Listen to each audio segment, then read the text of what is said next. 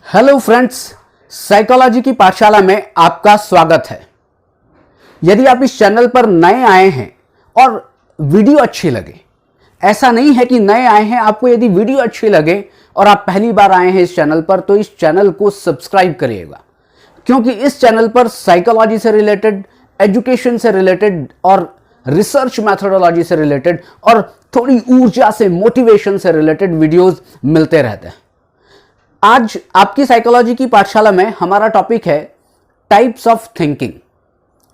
कल अगर आपको याद हो कि कल हमारा टॉपिक था मीनिंग ऑफ थिंकिंग, कि चिंतन क्या है, और चिंतन क्या है को हमने बहुत अच्छी तरह से समझने की कोशिश की थी। और आज है टाइप्स ऑफ थिंकिंग, कि चिंतन के प्रकार क्या हैं। अगर चिंतन के प्रकार की बात की जाए तो बेसिकली चिंतन के दो प्रकार होते हैं।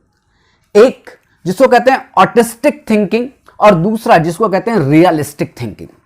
ऑटिस्टिक थिंकिंग को स्वलीय चिंतन भी कहते हैं और रियलिस्टिक थिंकिंग को हम यथार्थवादी या वास्तविक चिंतन भी कहते हैं। सबसे पहले चलते हैं ऑटिस्टिक थिंकिंग। इसका मतलब यह है कि व्यक्ति इस चिंतन में अपनी कल्पना को, अपनी इच्छाओं को अभिव्यक्त करता है। आपने एक गाना सुना होगा, एक बंगला बने न्यारा। एक लड़का है और जो अभी पढ़ाई कर रहा है, या मेरे जैसा एक नया नया यूट्यूबर है, वो सोचता है अरे मेरा यूट्यूब चलने लग जाएगा तो हर दिन 1 लाख लोग देखेंगे, और 1 लाख लोग देखेंगे तो मेरे पास इतना पैसा आएगा, मेरे को इतने लोग जानेंगे, मैं बहुत अच्छी एक गाड़ी खरीदूंगा, मैं उस गाड़ी में अपनी वाइफ के साथ, अपने पेरेंट्स के साथ, अपने बच्चे के साथ, अपने भाई के साथ बैठकर जाऊंगा। क्या हो रहा है? मैं इमेजिनेशन में हूं, मैं एक कल्पना में हूं, या मैं कहूं कि मैं डे ड्रीम में हूं, मैं एक फैंटासी में हूं। जब हम इस तरह का चिंतन करते हैं, इसको कहते हैं ऑटिस्टिक थिंकिंग। यहां पर जो ऑटिस्टिक थिंकिंग है, यहां पर किसी प्रॉब्लम का सॉल्यूशन नहीं हो रहा है। अब आप ये बताएं कि मैं सोचूं एक मेरे पास एक बहुत बड़ी गाड़ी होगी, मेरे पास एक 5 एकड़ 10 एकड़ में मेरा एक फार्म हाउस होगा। ये क्या है? ये अभी कल्पना है, यह अभी एक स्वप्न है, और बल्कि स्वप्न भी कैसा है, जो दिन में सपने देखने जैसा है। यहां पर इस चिंतन से किसी भी प्रॉब्लम का सॉल्यूशन नहीं हो रहा है, केवल और केवल वॉन्डरिंग हो रही है, केवल केवल इधर उधर विचारों की उधेड़ बुन चल रही है। विचार केवल जा रहे हैं, कभी स्विट्जरलैंड जा रहे हैं, तो कभी लंदन जा रहे हैं, तो कभी अहमदाबाद जा रहे हैं, कभी और कहीं घूमने जा रहे हैं। बस यही है ऑटिस्टिक थिंकिंग। लेकिन दूसरा, इसके ठीक विपरीत, वो होती है रियलिस्टिक थिंकिंग। नाम से पता चल रहा है भाई साहब, वास्तविकता में, यथार्थ में, रियल में। मतलब कि जैसे ही कोई समस्या आई, आपने सोचना शुरू कर दिया। जैसे ही कोई प्रॉब्लम आपने फेस की, आपने सोचना शुरू कर दिया। वो है रियलिस्टिक थिंकिंग। और रियलिस्टिक थिंकिंग में किसी भी समस्या का समाधान होगा। आप कल्पना में नहीं हैं, आप इमेजिनेशन में नहीं हैं, आप फैंटासी में नहीं जी रहे हैं, आप डे ड्रीम में नहीं हैं। आप तो क्या है भाई साहब, ये प्रॉब्लम है, इस प्रॉब्लम को सॉल्व करना है, और रियलिस्टिक है। मोबाइल बंद हो जाए, अरे मोबाइल में क्या हो गया, बैटरी चली गई, क्या हुआ? आप मोबाइल, वास्तविकता में जो प्रॉब्लम आई, रियल सिचुएशन में जो प्रॉब्लम आई, उस प्रॉब्लम को सॉल्व करने के लिए आप जो थिंकिंग कर रहे हैं, आप जिस तरह का चिंतन कर रहे हैं, उसे कहते हैं रियलिस्टिक थिंकिंग। और रियलिस्टिक थिंकिंग सबसे इंपॉर्टेंट है। हम जैसे कभी कभी पॉजिटिव थिंकिंग की बात करते हैं, positive thinking, but realistic positive thinking होनी चाहिए। ये टॉपिक का पार्ट नहीं है, लेकिन मैं आपको बता रहा हूं कि हम पॉजिटिव, बस हमेशा पॉजिटिव, यस पॉजिटिव रहें, लेकिन एक वर्ड आता है रियलिस्टिक पॉजिटिव थिंकिंग। तो दो तरह की थिंकिंग की बात हुई। नंबर 1 ऑटिस्टिक थिंकिंग, जिसको हम स्वलीय चिंतन कहते हैं, और नंबर 2 रियलिस्टिक थिंकिंग, जिसको हम यथार्थवादी चिंतन कहते हैं। यथार्थ में, वास्तविकता में, रियल में जो चिंतन किया जा रहा है, जो रियल सिचुएशन में समस्या के समाधान के लिए जो चिंतन किया जा रहा है, वो क्या है? वो है आपका यथार्थवादी या रियलिस्टिक थिंकिंग। जो रियलिस्टिक थिंकिंग होती है वो 3 तरह की होती है। आप अगर यहां देखेंगे, मैंने ए, बी और सी, इनको इस तरह से डिवाइड किया है। ए जिसको हम कहते हैं कन्वर्जेंट थिंकिंग, बी जिसको हम कहते हैं डाइवर्जेंट थिंकिंग, और सी जिसको हम कहते हैं इवैल्यूएटिव थिंकिंग। ये बात किसकी हो रही है कि आप रियलिस्टिक थिंकिंग को 3 भागों में बांट सकते हैं, कन्वर्जेंट, डाइवर्जेंट और इवैल्यूएटिव थिंकिंग।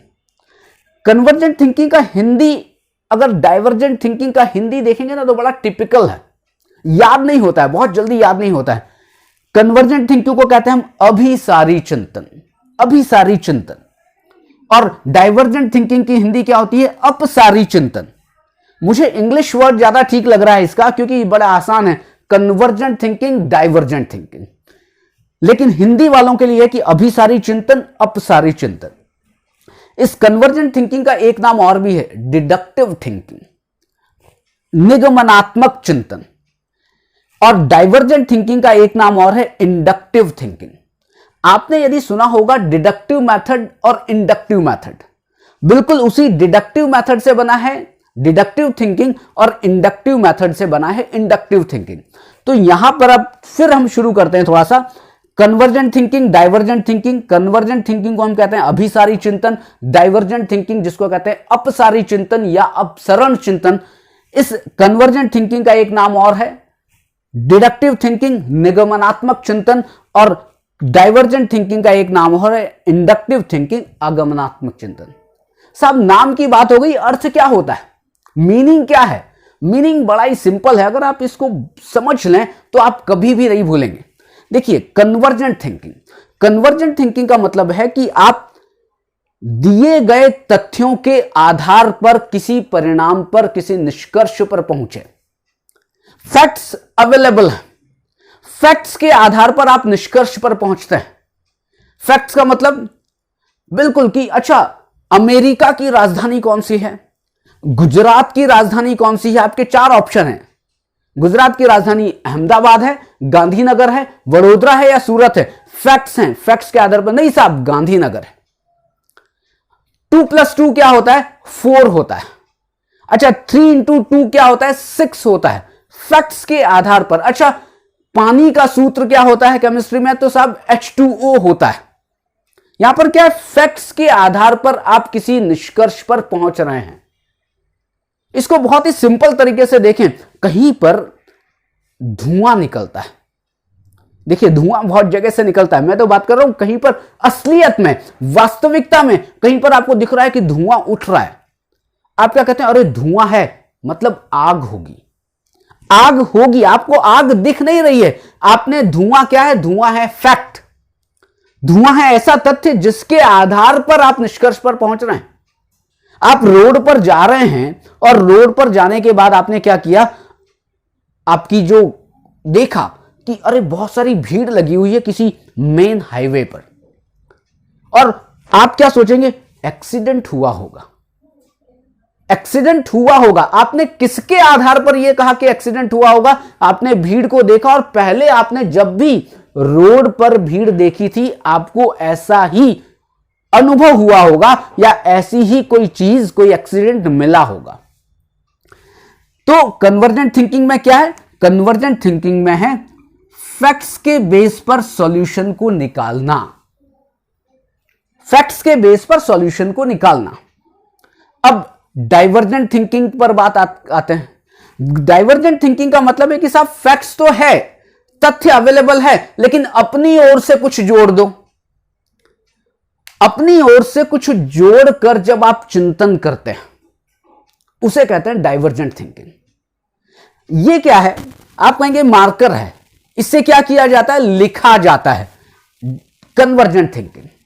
लेकिन अब मैं कहूं कि साहब इस मार्कर से और क्या क्या चीजें हो सकती हैं, आप इसके असाधारण उपयोग को बताएं।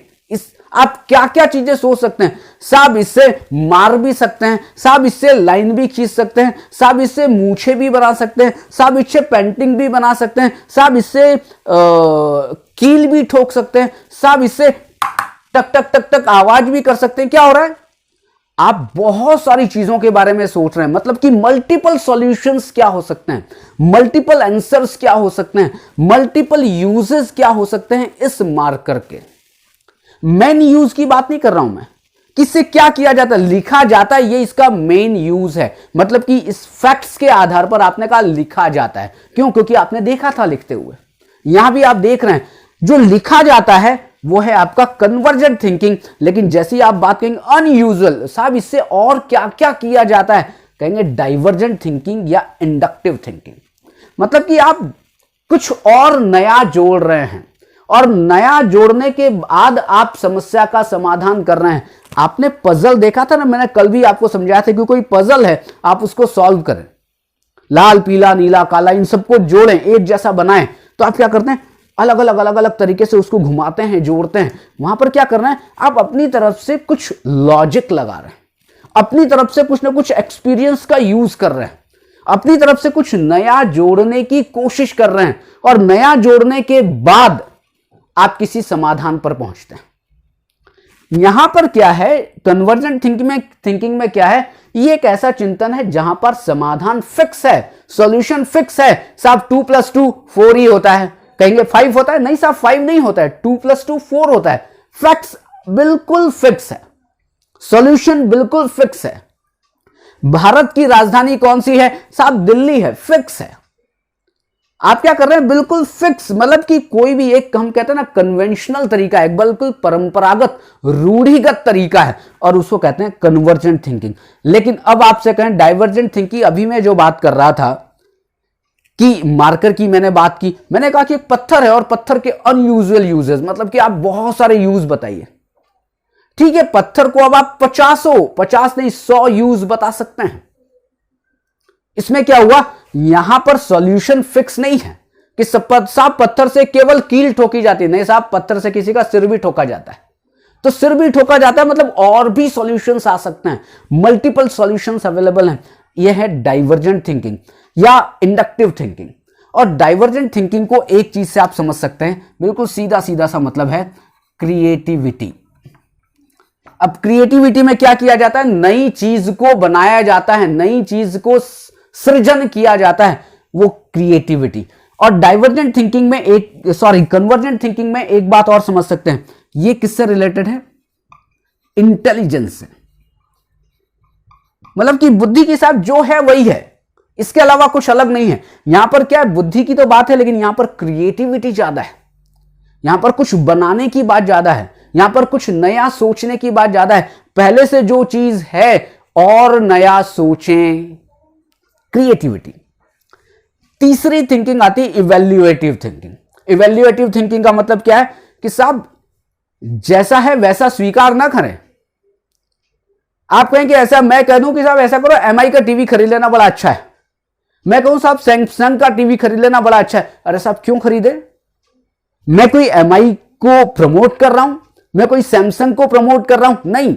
अब आप क्या करेंगे, साहब अच्छा एमआई के गुण क्या है, एमआई के दोष क्या है, अच्छा सैमसंग के गुण क्या है, सैमसंग के दोष क्या है। आप क्या कर रहे हैं, इवैल्यूएशन कर रहे हैं, आप कंपैरिजन कर रहे हैं। और जब आप गुण दोष दोनों देखते हैं और दोनों को देखते देखते देखते देखते आप सोचते हैं, that is evaluative thinking, that is evaluative thinking. कब, जब आप गुण की बात कर रहे हैं, दोष की बात कर रहे हैं, आप उसका मूल्यांकन कर रहे हैं, और कैसे होगा, क्या होगा, ये 25,000 का, ये 20,000 का, इसमें ये फंक्शन है, इसमें ये फंक्शन है, इसमें ये, मतलब आप अलग अलग डिफरेंट पहलू में गुण और दोष, उसको आलोचना कह लें, आप उसको मूल्यांकन कह लें, दोनों चीजें ठीक है। तो ये हुआ आपका 3 तरीके की थिंकिंग, कन्वर्जेंट, डाइवर्जेंट और इवैल्यूएटिव थिंकिंग। लेकिन अगर आप देखेंगे कि रेड में कुछ आपको दिख रहा होगा, यहां पर सबसे इंपॉर्टेंट क्या है, कन्वर्जेंट और डाइवर्जेंट थिंकिंग है, उस पर हम लास्ट एक चर्चा करते हैं। देखिए कन्वर्जेंट थिंकिंग क्या है, फोकस्ड है, बिल्कुल फोकस्ड है साहब, यही होगा, इसके अलावा कुछ नहीं होगा, बिल्कुल फोकस्ड।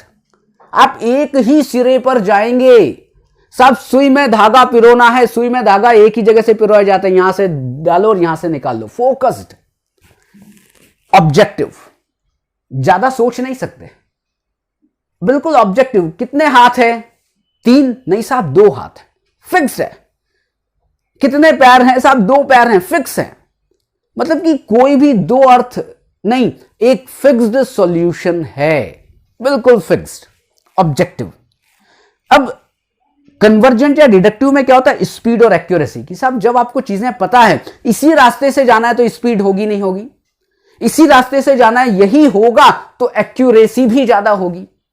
तो जब भी एक्यूरेसी और स्पीड की बात आएगी तो कन्वर्जेंट थिंकिंग या जिसको हम डिडक्टिव थिंकिंग कहते हैं उसको आपको ध्यान में रखना पड़ेगा। फिर आते हैं लॉजिकल। बिल्कुल लॉजिकल है साहब, तर्क तथ्य प्रमाण, तीन बातें हैं, तर्क भी है, तथ्य भी है, प्रमाण भी है, उसके आधार पर हम बात कर रहे हैं क्या, डिडक्टिव थिंकिंग, लॉजिकल है। क्लोज्ड एंडेड, आपने देखा होगा आप जब एग्जाम्स देते हैं आजकल तो मल्टीपल चॉइस क्वेश्चंस आते हैं, A B C D. Closed ended के साहब ए बी सी डी इन चार में से एक होगा, इसके अलावा नहीं जा सकते। यह है क्लोज्ड एंडेड, मतलब बिल्कुल फिक्स है। सिंगल सॉल्यूशन, साहब जब भी हम कन्वर्जेंट थिंकिंग या डिडक्टिव थिंकिंग की बात करें, एक सॉल्यूशन, समस्या एक और समस्या का समाधान भी एक। दूसरी तरफ डाइवर्जेंट थिंकिंग या जिसमें क्रिएटिविटी की बात आएगी तो वहां पर क्या है, इमेजिनेशन, वहां पर मल्टीपल सॉल्यूशंस है। अच्छा ये भी हो सकता है, ओ ये भी हो सकता है, अरे ये भी हो सकता है, मतलब हम कितनी सारी चीजें कर सकते हैं। इमेजिनेशन है। सब्जेक्टिव है। सब्जेक्टिव का मतलब मैं अपनी तरह से सोच सकता हूं, आप अपनी तरह से सोच सकते हैं। अभी मैंने कहा पत्थर का यूज बताइए, मैं अपनी तरफ से 100 पत्थर के यूज बता सकता हूं, आप अपनी तरह से पत्थर के यूज बता सकते हैं।